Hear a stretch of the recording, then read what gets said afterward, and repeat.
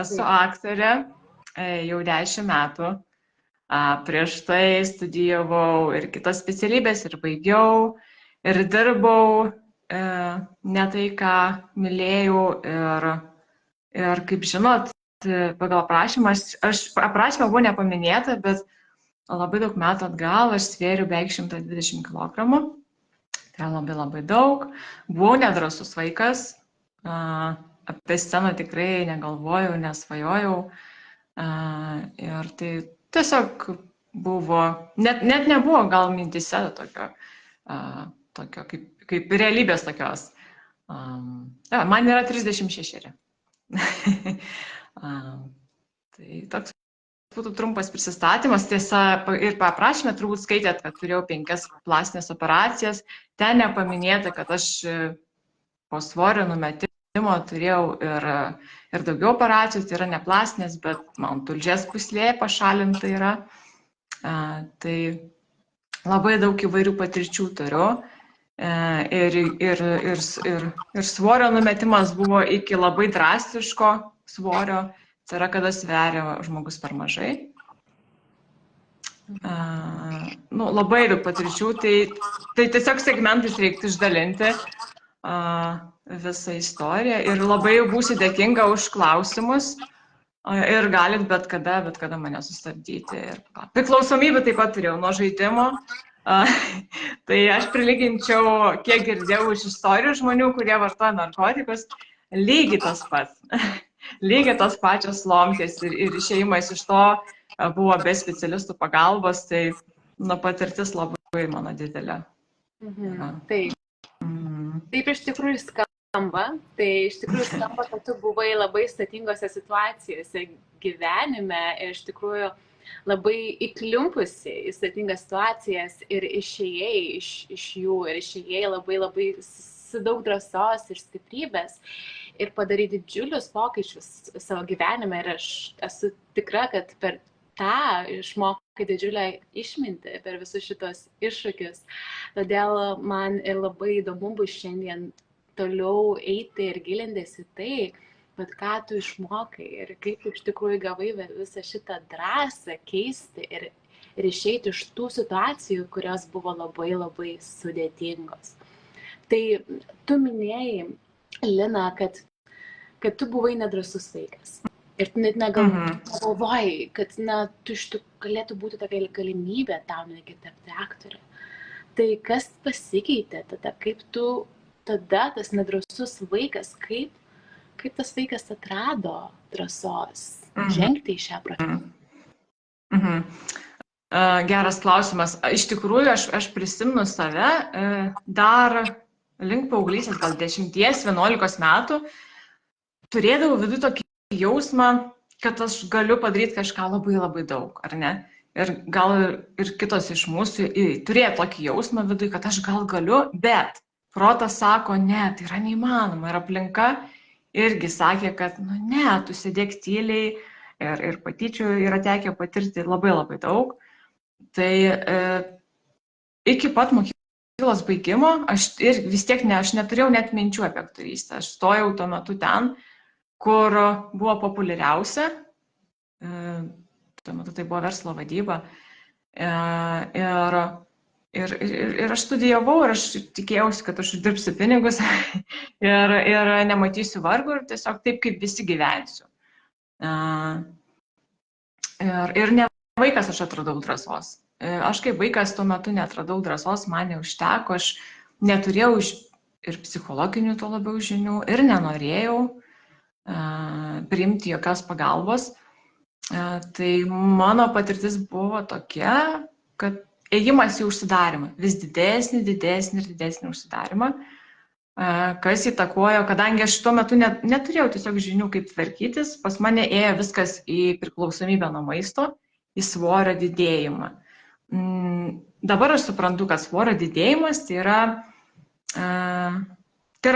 tiesiog būdas savyje uždaryti emocijas, tai yra emocijos. Tiesiog toks atspindys kaip paveikslas yra tas, kas yra viduj, tas yra išorėje. Dabar suprantu, tuo metu aš rasdavau, nenorėjau labai gilintis į savo savijautą, priežastis giluminės, kokios yra, tai aš rasdavau būdų pasiteisinti tiesiog, kad man ir taip gerai, kad man vis tiek tikrai, net jeigu ir pasvajočiau numest svorį, tai yra neįmanoma. Tas, kas yra viduje sutvarkyti, irgi yra neįmanoma, nes tai yra per sunku. Ir aš gal, aš kaip nors su tuo taip ir gyvensiu. Ir tų pasiteisinimų, tai įvairiausių, atsimenu, rasdavau, kad vis tiek į mane niekas nežiūrės, irgi galiu nesvajoti apie partnerį, nes čia, neįmanoma. Ir taip gyvenau iki kol priejau tą lūžio tašką ir fiziškai negerai jaučiausi, viduje tai dar didesnė šikna. ir aš atsimenu, tiesiog pas mane buvo kaip jungiklis. Nebuvo pas mane bandymų iki tol mesti svorį, tik pas mane buvo užsikabinimas mesti svorį.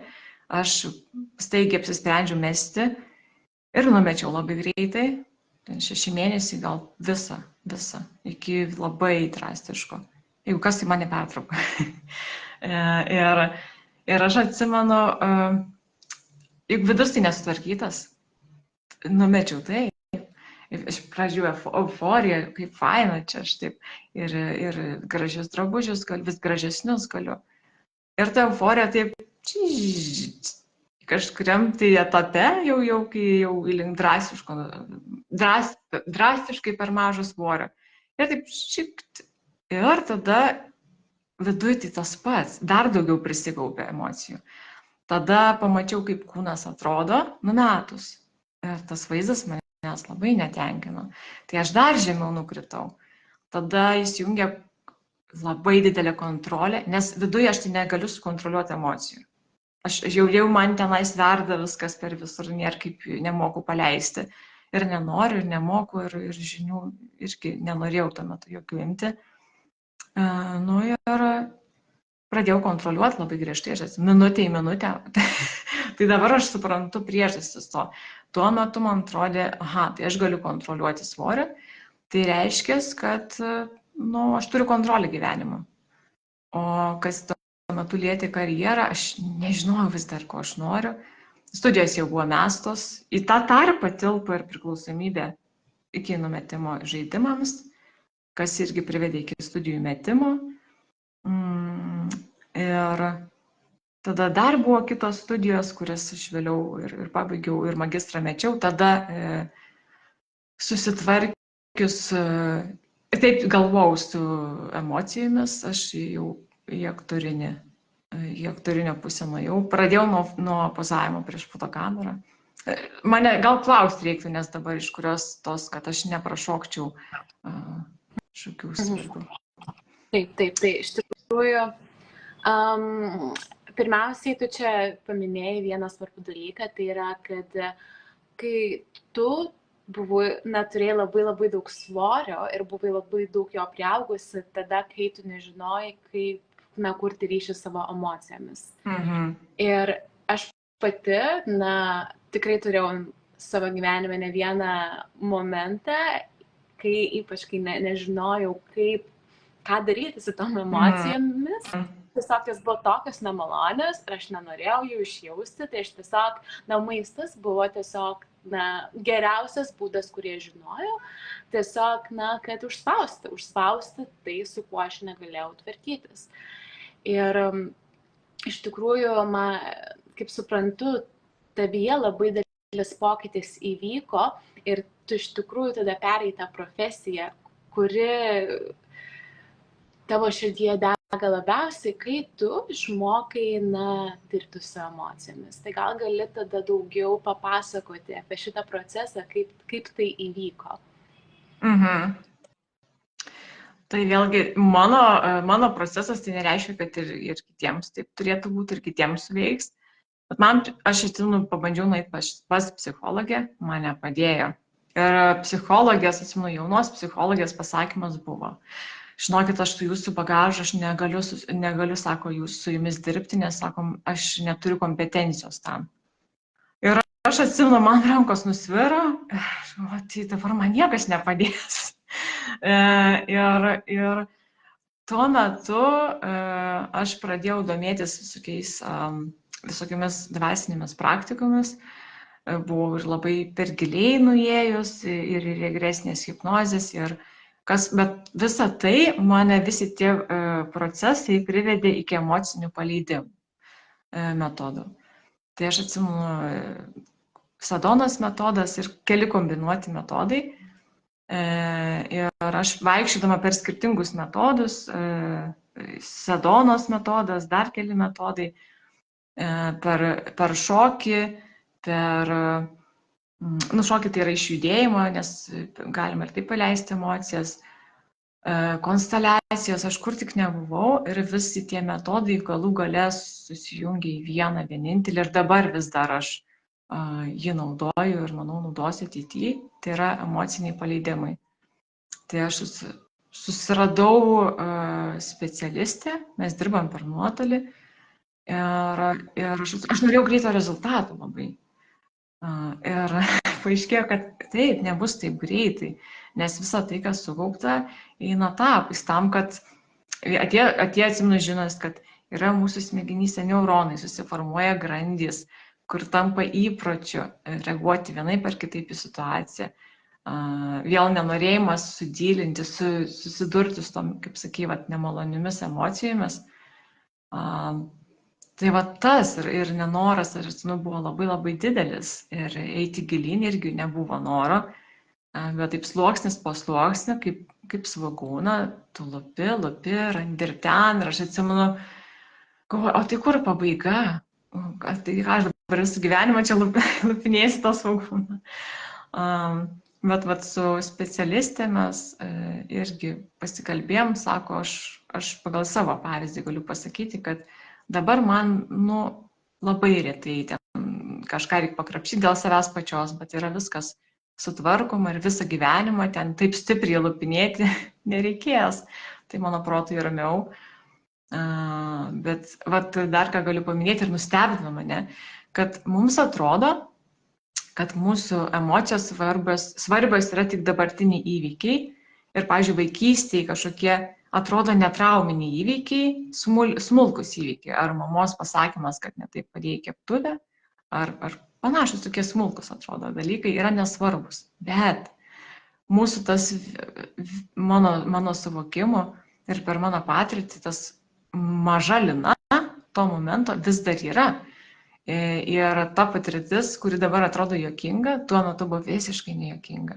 Tai gali prilygti tai gali būti to meto trauma ir atrodo dabar juokinga, bet prilygti dabartiniam kažkokiam atstumimui partneriui. Ir kas yra atsikartojimas, irgi supratau, smegenys įpranta gauti tam tikrų emocijų, tam tikrų tiesiog medžiagų ir reikia jas atpratinti ir kūną, ir smegenis nuo gavimo streso, liūdesio, kad nepristraukinėti savo tų situacijų, nes tai yra kaip išgyvenimas. Kūnas įpratęs, jam reikia maisto to emocinio. Tai tam, kad perprogramuoti, tai etapais perprogramuoju save. Tai taip stengiausi trumpai. Tai iš tikrųjų, kalbant apie tas traumas, tai jo labai gerą iš tikrųjų dalyką paminėjai, kad iš mūsų kūnai, trauma visų pirma yra ne įvykis, bet tai, kaip mūsų kūnas sureagavo į tą įvykį. Tai reiškia, kad tuo metu, kai įvyko šitas įvykis, jis negalėjo suprocesinti visų šitų įvykių, kurie atėjo ir tada jis traumatizavos. Arba kartais gali atsirasti trauma, kai tiesiog yra tokie traumažiukai įvykiai, bet jie vis kartojasi ir tada viskas susideda į vieną, kaip pavyzdžiui, pastoviai esame strese, tada kroniškas stresas vėl traumatizuoja mūsų kūną. Tai man iš tikrųjų labai patinka šitas temas ir labai džiugu, kad tu atradai tai ir kad kaip matosi, tai iš tikrųjų visiškai pakeitė tavo gyvenimą. Ryšys su tavo emocijomis ir emocijų paleidimo technikos. Tai kas man dar labai įdomu, tai yra, žinau, kad tu, kai pradėjai mesti tą svorį, tu įėjai labai stiprius savikontrolės spąstus, labai save spaudai, tu gyvenai stiprioje įtampoje, gal gali daugiau papasakoti apie tą laikotarpį. Galiu. Ir pasakysiu ir manau, kad tas, kas susidūrė su šituo, bus tokie patys elgsenos modeliai. Pas mane būda taip diena prasideda. Ir daug metų aš nenorėjau grįžti į tą etapą ir prisiminti, nes tai yra labai sunki patirtis. Dabar yra lengviau šnekėti. Tai yra ryte atsikeli, svarstyklės, atsistoji, pasižiūri, kiek gramų. Tai yra, kiek gramų, kiek stipri savikontrolė. Ar šiandien nuo vakar ten kažkas padaugėjo ar pamažėjo. Ir tada valandos, aš kaip dabar atsimenu, tiksliai 12. Jeigu kažkiek iššoka iš laiko, tai jau čia pas mane streso lygis užkildavo iki debesų. Nesvarbu, ten pusvalandis, 15 minučių, jau man reikia valgyti. Tada kitas valgymas, aš būdavau griežtai savo ryte, vakare, per pietus pavalgyti. Ir nieko daugiau, nieko, jeigu laikas ten netitinka jau valandą, tai aš geriau nevalgysiu. Ir tu gyveni tame kontroliavime. Ir po to tu save pasižiūri veidrodį ir matai, o siaubė, aš atrodau kaip iš koncentracijos stovyklos. Ir atsimenu, mano kūnas pasakė, stop, aš nebegaliu, kabutės, man per fizinę. Tai pas mane nuo tokio staigaus numetimo, nuo tokio stipraus savęs spaudimo ir kontroliavimo, nuolatinio galvojimo, kad aš čia šito ne, jau šiandien valgiau, nevalgysiu. Ir to tokio laiko susidėliojimo, tai tu tampi kaip kalėjime. Ir aš atsimenu, man prasidėjo toks cypimas galvoj, staigiai šoko.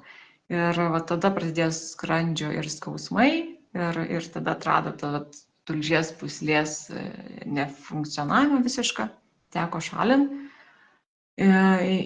Ir tada man pasakė, jeigu nešalinam, tai yra šansas mirti tiesiog kažkada. Ir po to tas kontroliavimas taip nesibaigės greitai. Aš išeidinėjau laipsniškai ir gydytojai man negalėjo padėti. Čia tik pats žmogus turi nuspręsti, ir jis nori gyventi, ir jis nori toliau save alinti ir šitaip save kankinti. Tai sunkiai, aš atsimenu, būdavo dienų, kad ant tiek tu išsekęs emociškai. Ir fiziškai tu jau taip sunkiai judėdavosi man, nes jau visas kūnas jau ant ribos yra. Ir aš guliu lovai ir nėra jėgų atsikelti. Ne tai, kad psichologiškai, tiesiog fiziškai yra labai jau sunku išlipti namuose iš lovos. Ir iš to juodo tapo, aš neįsivaizduoju, kiek tada buvo stiprybės, kad aš pasiryžau, atsimenu, vieną dieną tiesiog ir su ta cypiančia galva, išsekus, susitraukus visą, sulinkus į mišką. Į mišką įsivežė tėvai, į mišką aš šiaip tai pasivaikščiau, atsimenu, dar ruduo buvo. Ir nuo tada aš po truputį, nes dar kaip dabar pamenu, kūnas, kai pasakė ne, tai tas stipimas buvo toks stiprus, kad aš negalėdavau miestą išeiti, neįmanoma. Antiek permuždavo miesto triukšmą viską. Tai iki galvodavau, aš išprotėsiu turbūt. Bet neišprotėjau. Ir tada iš to etapo irgi reikėjo viską išjausti jau po to, nes visą tai buvo užrakinta. Nes tikrai nesinori žiūrėti tokį juodą etapą. Tikrai nesinori, aš atsimenu, atvirausiu. Tai aš antiek nežinau, kur kreiptis pagalbos, nes man psichiatrė atsisakė duoti vaistų, aš atėjau privačiai ir sakau, duokit man kažką, aš sakau, man pas mane, sakau, cypimas, aš sakau, bet jūs neserga depresija, aš negaliu duoti jums vaistų. Padarė testą, aš sakau, kraskit jums man depresiją, aš per visus gydytus praėjau, atsimenu. Antiek aš nenorėjau gilintis į save, aš bandžiau ieškoti kažką, kad man prirašytų ligų. Ligų ir, žodžiu, ar smegenyse gal pas mane yra kažkoks auglys dėl to cypia, visokiausių tokių. Tai iš to išeiti buvo beprotiškai sunku, labai. Ir kas mane išgelbėjo tuo metu, tas išėjimas į mišką, ta pradžia tokia. Po truputį, tada aš nusprendžiau pabandyti pozuoti prieš kameras.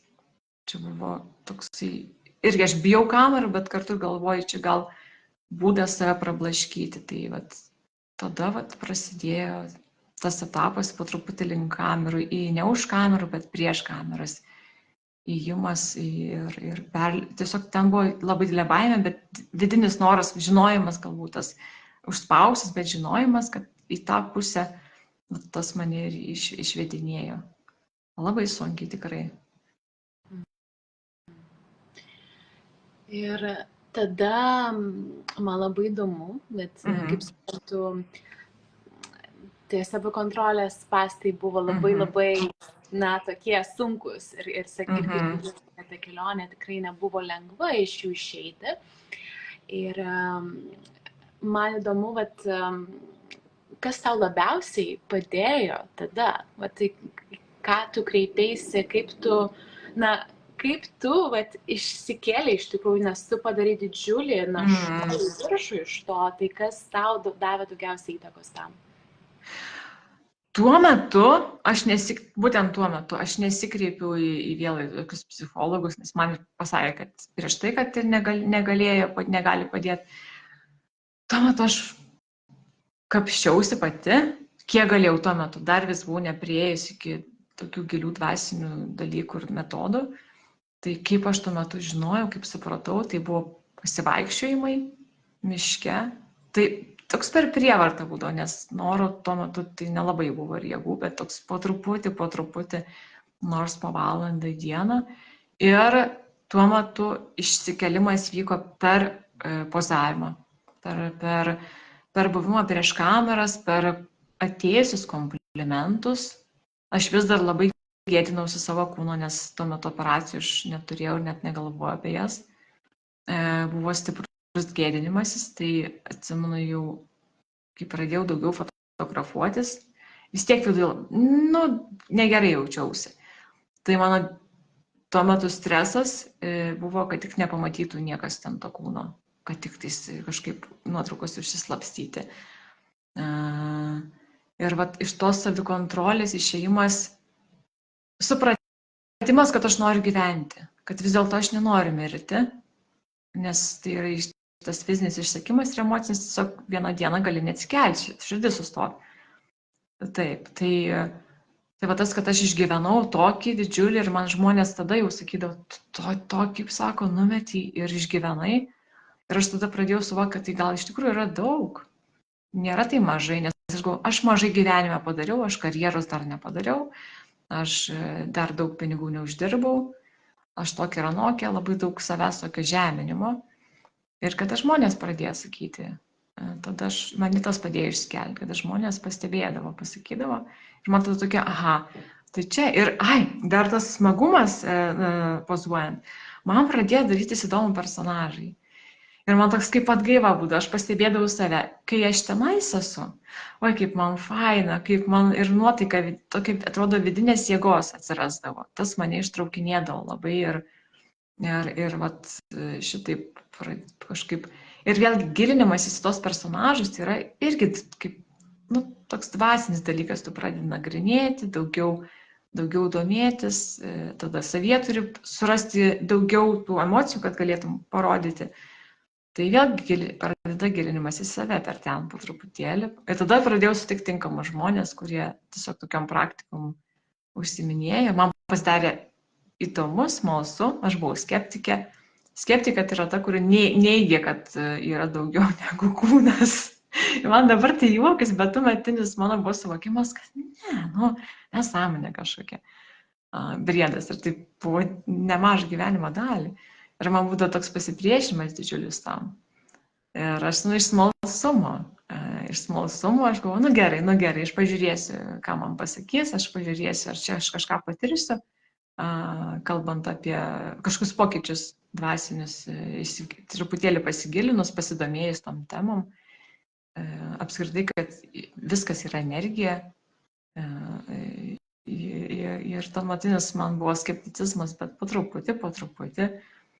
O ta savikontrolė, jinai nenukrito iš karto. Buvo etapais ir užtruko gal kokius 3 metus, beveik 3 metus, kad pilnai išeiti, kad nebežiūrėti valandų, ir neužsiciklinti.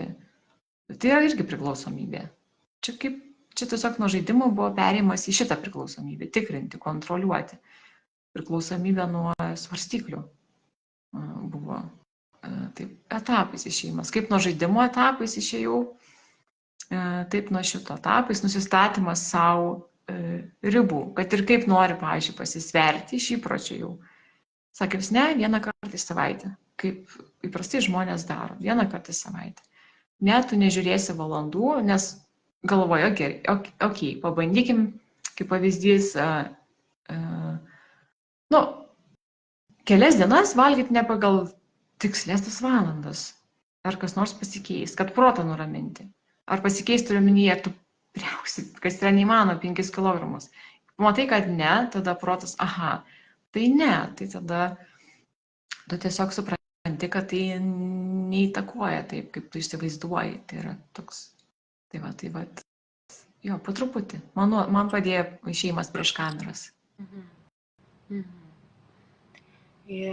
Tai tu minėjai, kad tu jauti labai stiprų gėdos jausmą.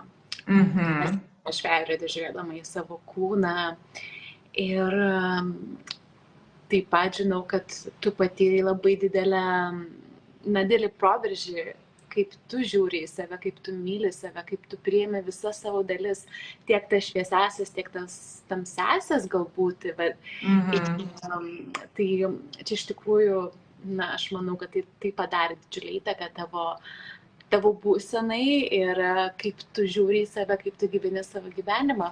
Ir man tiesiog būtų labai įdomu išgirsti, kas tau padėjo atrasti ir meilę savo ir priimti save ir į kokį pokytį tai lydėjo.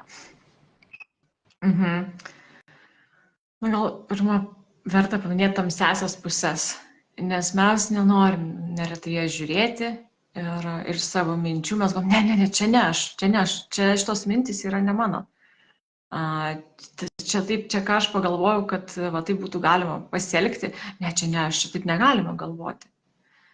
Ir tada aš ką atradau, reikia pasižiūrėti į tą pusę. Galima išrašymais pasikalbėti vieną pusę su kita pusė. Kodėl ta tamsi pusė, kodėl aš, ta tamsi Lina, tarkim, nes jų dalių yra įvairiausiose temose tų tamsių. Kodėl yra toks mąstymas, kokios yra priežastys, kokie yra pliusai, taip, jeigu ta tamsi Lina taip ir taip pasielgtų.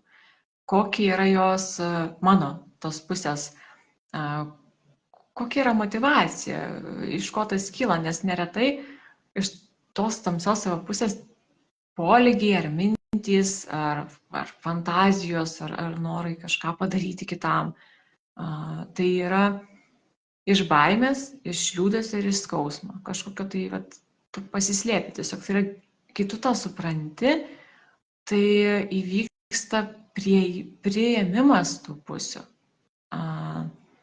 Ne visada tai yra malonu, nes tu supranti, kad ir artimiausiam žmonėm linki blogo. Ta tamsi pusė tavo linki blogo. Tai yra labai nemalonu. Tu galvoji, tai aš toks blogas žmogus. Bet ten panagrinėti ir pripažinti ir priimti, kaip tu jautiesi, nes tu ir gali jaustis. Ir čia yra normalu jaustis jausti ir pykti, ir liūdėsi, ir pavydą, kur atrodo, ne, aš tai nepavydžiu tikrai. Ne, aš tai myliu visus šeimos narius ir kai savo pripažįsti, kad ne, aš jaučiu tą ir tą.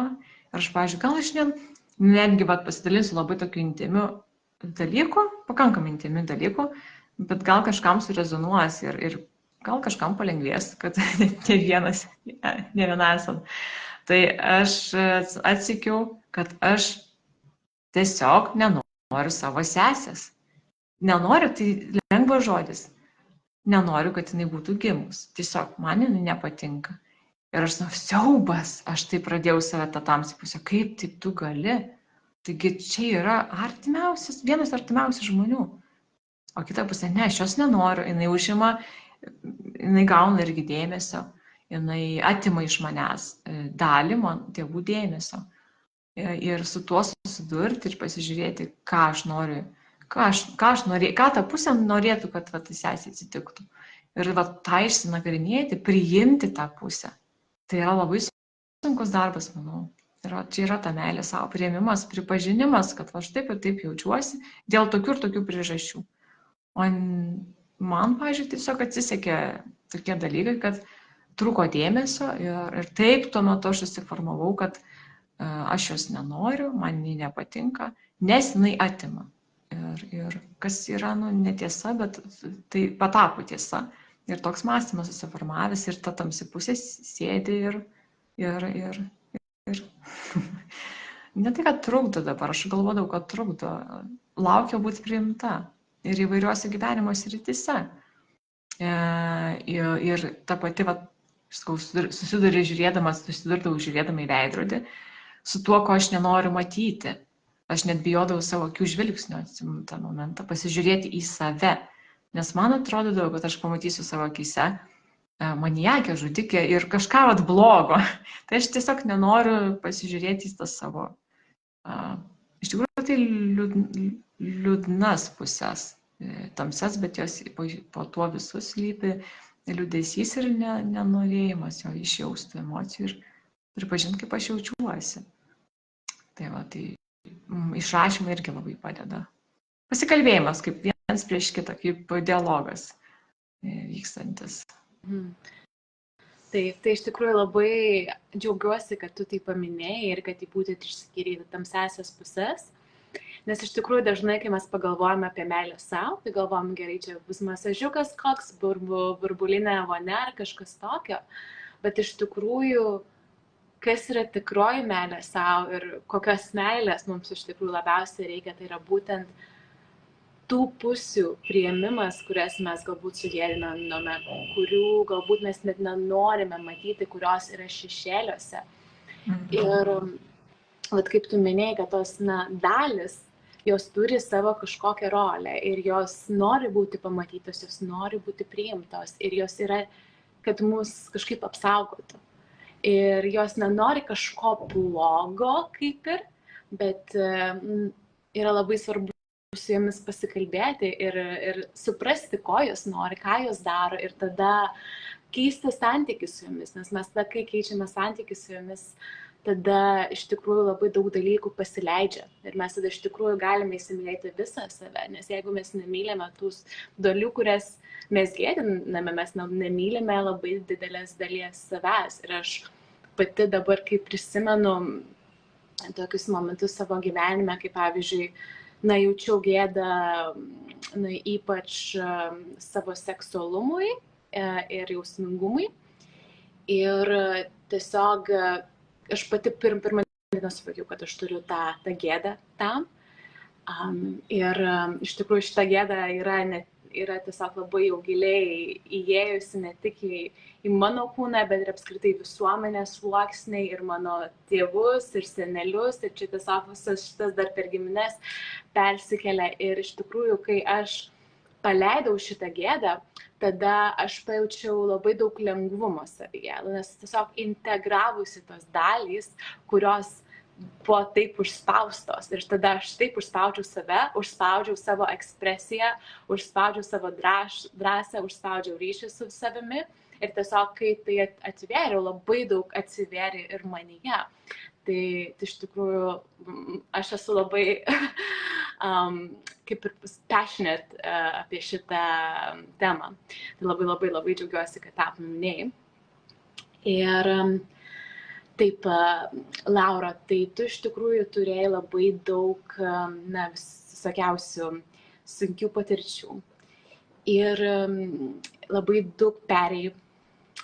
Ir man dabar įdomu, kokią žinutę norėtum pasidalinti su moterimis, kurios žiūri. Galbūt, kas tau kyla, ką tu norėtum ištransliuoti dabar. Kad visa tai, ką jūs turite šiuo metu, yra jūsų atspindys, jūs sukūrėte šitą pasaulį.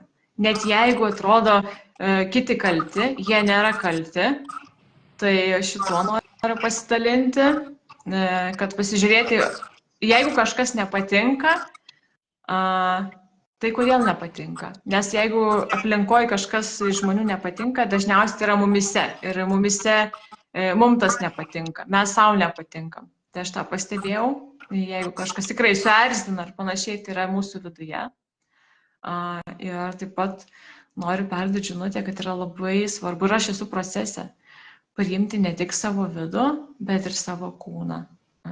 Taip daryti taip, kad jūs būtumėt juo patenkinta, jį prižiūrėti, kaip įmanoma geriau, ne tik mytyba, bet ir mintimis, ir fiziškai.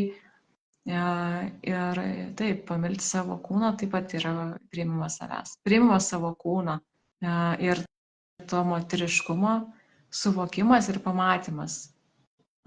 Ir tai yra, manau, sunkus procesas ir tam reikia, reikia laiko, gal kažkam greičiau, kažkam lėčiau, bet yra labai svarbu. Tai, ir tada pasaulis atspindės tai, kaip jūs jaučiatės viduje, tai pasaulis jums tiek ir duos, kiek jūs savo duosit meilės. Ačiū už tokius gražius žodžius. Ir man labai patinka, kad tu paminėjai meilę savo kūnui. Aš tikrųjų, tai irgi mano yra viena pagrindinių gal žinučių, tai yra, kad kūnas yra tas dalykas, su kuriuo mes esame visą savo gyvenimą. Ir nuo pat gimimo iki pat mirties. Ir kokį mes ryšį su savo kūnu kuriame. Ar jis yra mylintis, ar mes nepriemame kokių nors savo dalių, savo kūno dalių, ar galbūt mums nepatinka, kaip atrodo mūsų kūnas. Galbūt mes neduodame jam tiek meilės, kiek jis nusipelno. Tai manau, apskritai yra labai svarbu netgi reflektuoti, koks yra tas mūsų santykis su mūsų kūnu, ko mes nepriemame ir iš tikrųjų, kaip mes galime įsimylėti ir tas dalis, kurios yra, kaip mes kalbėjome, tą labiau dabar tamsoje ir šešėlyje. Lina, aš kaip jaučiu, kad einame į pabaigą. Ir man tiesiog, dar norėtųsi tau taip pat duoti, porą minučių, ar kiek čia išeis, galbūt pasidalinti tuo, kas galbūt dar tau dabar ateina, kad galbūt dar norėtum pasakyti prieš mūsų pabaigiant.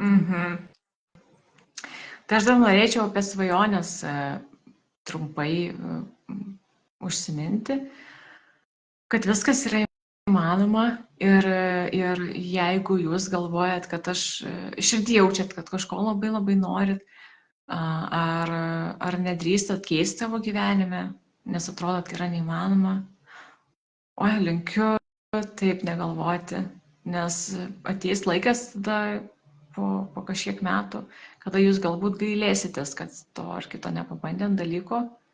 Labai svarbu leisti savo svajoti ir jeigu jaučiat, kad yra tai, ką norit daryti, net jeigu dabar turit kažkokį kitą darbą ir galvojat, kad kaip aš norėčiau kitką daryti, tai eiti link to, daryti žingsnius ir būti drąsioms, nes tam reikia daug drąsos, tai yra nekomfortiška ir su daug nesaugumo susidurėt, bent jau aš susiduriu su nesaugumu ir nestabilumu. Ir būti atviroms galimybėms, kurios ateina, priimti jas ir padėkoti. Ir galbūt išdrįsti parašyti žmonėms, kuriems galvojat, kad per baisu yra parašyti, norėčiau, tarkim, duoti savo pasiūlymą ar bendradarbiauti ir jūs nedrįstat. Kai išsiųsit žinutę tam žmogui ar laišką, viskas, jau nebegalėsit atgal atsiimti. Aš taip kaip padarau, tada galvoju, viskas, dabar išsiuntei, bijojai, bet jau viskas, dabar nebeištrinsi, tai gali laukti atsakymą, arba sulauks arba ne, bet jau padarai. Tai padarykit ir tada nebegalėsit.